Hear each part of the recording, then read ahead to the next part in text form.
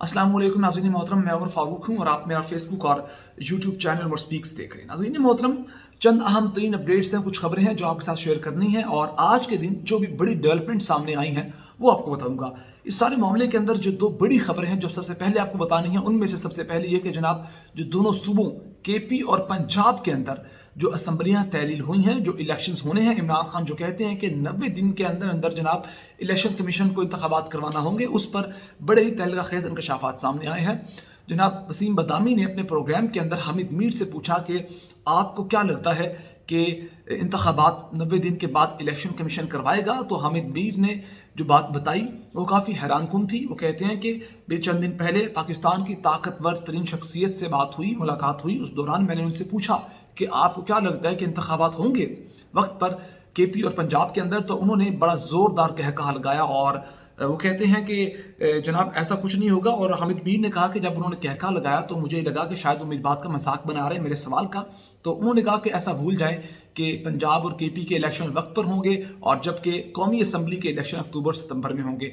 उन्होंने कहा कि होगा कि पंजाब, केपी और कौमी असम्बली के इलेक्शन, तीनों इलेक्शन वक्त पर होंगे, एक ही बार होंगे जब भी होंगे।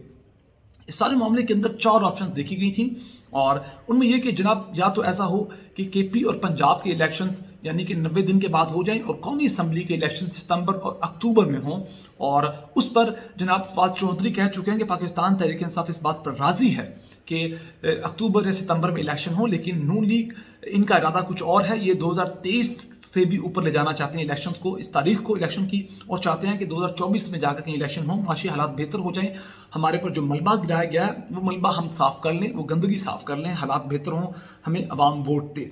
तो इस सारे मामले के अंदर जो दूसरी ऑप्शन है वो ये है कि जनाब तीनों असम्बलीज, कौमी असम्बलीज, पंजाब असम्बली और केपी असम्बली के इलेक्शन इकट्ठे करवाए जाए, या तीनों इलेक्शन सितंबर या अक्टूबर में हो ही ना, यानी कि मजीद डिले किया जाए। वो बात जो कि नवाज शरीफ के बारे में कही गई थी कि टास्क दिया गया है लंदन के अंदर, जब से एतमाद का वोट लिया है जनाब परवेज़ इलाही ने, उसके बाद लंदन के अंदर जो मुस्लिम लीग नून की लीगल टीम है उनको टास्क दिया गया है कि आपने कुछ ऐसा करना है, कोई हरबा निकालना है, कोई तरीका निकालना है कि जो पंजाब और केपी के जो निगरान हुकूमतें हैं उनको मज़ीद तूल दिया जाए। तो ये चीज़ें भी सामने आती हैं। अब दूसरी जानिब मामलात कुछ ऐसे हैं कि इमरान खान को गिरफ्तार करने की या नाअहल करने की कोशिश की जा रही है, क्योंकि इमरान खान का मसला एक ही है कि वो जो बात करते हैं उस पर पूरा उतरते नजर आ रहे हैं। उन्होंने कहा कि हमने पंजाब और केपी की असम्बलियाँ किसी भी सूरत तहलील करनी है, पहले तारीख दी, फिर आइनी मामलात सामने आ गए। इन्होंने मौजूदा पीडीएम ने, हुकूमत ने, नून लीग ने हर कोशिश, हर हरबा आजमाया कि केपी और पंजाब की असम्बली तहलील ना हो, हर तरीका आजमाया, कानूनी, गैर कानूनी, आइनी, गैर आइनी, लेकिन वही हुआ जो इमरान खान चाहते थे। और इस वक्त पंजाब और केपी की असम्बलियाँ तहलील हो चुकी हैं, लिहाजा अब समझ आ रहा है कि इमरान खान अपने मामले से पीछे नहीं हटेगा, वो जो टारगेट सेट करते हैं उस पर पूरा उतरते हैं। और अब इमरान खान पर 2 तलवारें लटकाई जा रही हैं, गिरफ्तारी की या नाअहली की। गिरफ्तार करना तो बहुत मुश्किल होगा, या अगर इमरान खान को गिरफ्तार करते हैं, राना सनाउल्लाह जो कि पाकिस्तान के वज़ीर दाखिला, वो कहते हैं कि अदालत का इंतजार कर रहे हैं, पहले उस बात पर बयान दे चुके हैं कि हम गिरफ्तार करना चाहते हैं और हम गिरफ्तार करेंगे अगर अदालत हमें कहती है। तो मामलात ये हैं, गिरफ्तार करेंगे तो जहाँ सियासी बदअमनी है वहाँ पाकिस्तान के अंदर, पंजाब के अंदर, पूरे मुल्क के अंदर मज़ीद बदअमनी पैदा होगी, एहतजाज होंगे, मसले मसाले पैदा होंगे, मईशत पहले इतनी ख़राब है कि वो इन तमाम हालात का सामना नहीं कर सकती। लिहाजा नाअहल करना तो इनके लिए बहुत आसान होगा। इलेक्शन कमीशन के अंदर जो तौहीन इलेक्शन कमीशन का केस चल रहा है वो तलवार इमरान खान पर लटक रही है इस वक्त, और अगर इमरान खान दोबारा वहाँ हाजिर नहीं होते तो नाअहल कर दिया जाएगा।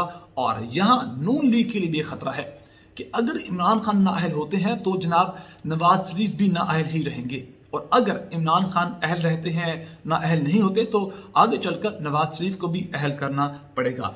ये मामलात हैं। और अब दूसरी बड़ी खबर वो ये है कि जनाब वो जो मैंने चंद दिन पहले आपको बताया था कि एक नई जमात कायम करने की, बनाने की बाज़गश्त सुनाई दे रही है, उस मामले के अंदर अब नून लीग के चंद अहम तरीन लोग शामिल हैं, जिनके अंदर 2 बड़े सीनियर तरीन क़यादत से ताल्लुक़ रखते हैं हम लोग, जिनमें सबसे पहले शाहिद खाकान अब्बासी, जो कि इस वक्त आपको सियासी मंजरनामे पर कहीं भी नज़र नहीं आएंगे। इन सारे मामलात के अंदर आपको शाहिद खाकान अब्बासी का कोई बयान, कोई कैमरे के सामने आकर कोई प्रेस कॉन्फ्रेंस नज़र नहीं आएगी, वो साइड लाइन है।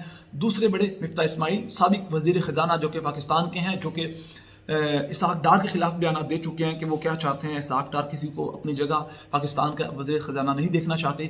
تو یہ لوگوں کے بارے میں انصار عباسی ہیں، انہوں نے ایک بہت بڑی خبر دی ہے. اور جناب وہ کہتے ہیں کہ نئی سیاسی جماعت کے قیام کی اطلاعات اسلام آباد میں گردش کر رہی ہیں اور اس کے اندر شاہد خاقان عباسی اور مفتاح اسماعیل کو بھی دیکھا جا رہا ہے.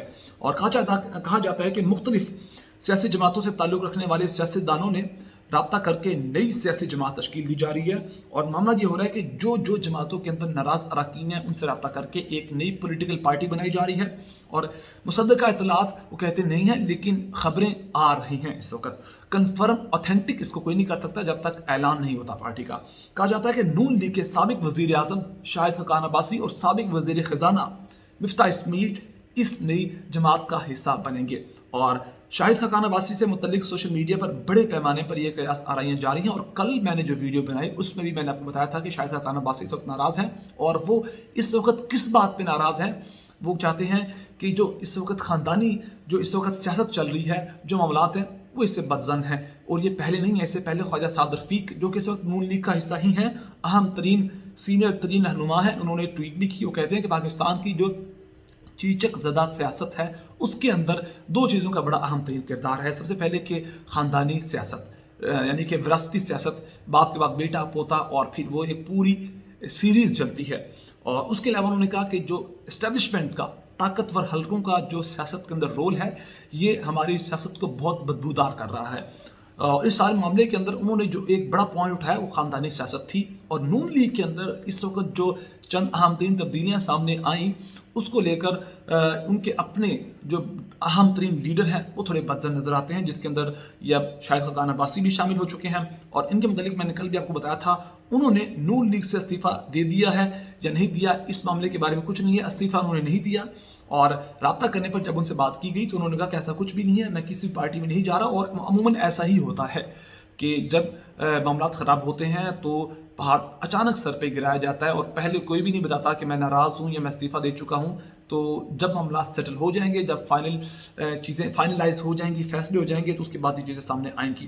اب دوسری جانب پاکستان تحریک انصاف کے فواد چودھری نائب صدر نے کہا ہے کہ پاکستان تحریک انصاف قومی اسمبلی میں واپس نہیں جائے گی، لہٰذا اگر وہ کہتے ہیں کہ آپ جو دو بڑے عہدے اپوزیشن کو جو ملنے چاہیے، اپوزیشن لیڈر کا، پبلک اکاؤنٹ کمیٹی کا جو عہدہ ہم لینا چاہتے ہیں، اس کے لیے اگر ہم حاضری لگوانے کے لیے ہمیں کہا گیا تو ہم حاضری لگانے کے لیے قومی اسمبلی کے اندر جائیں گے.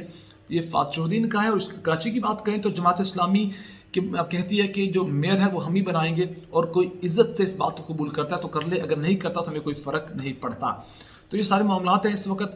اور گورنر پنجاب بلیغ الرحمان نے ایک نیا انکشاف کیا. وہ کہتے ہیں کہ 1 ماہ کے اندر نواز شریف وطن واپس آ جائیں گے، جبکہ جو مریم نواز ہے وہ 1 ہفتے کے اندر واپس آئیں گی. اس سے پہلے یہ تقریباً ان معاملات کو، ان خبروں کو سنتے ہوئے ہمیں بھی تقریباً سالوں گزر چکے ہیں کہ کئی نواز شریف اب آ رہے ہیں، لیکن وہ اس وقت فیصلہ کر کے بیٹھے ہوئے ہیں کہ میں نہیں آؤں گا جب تک سیاسی طور پر آپ بہتر نہیں ہوتے. یہ سارے معاملات تھے جو آپ کے سامنے رکھے.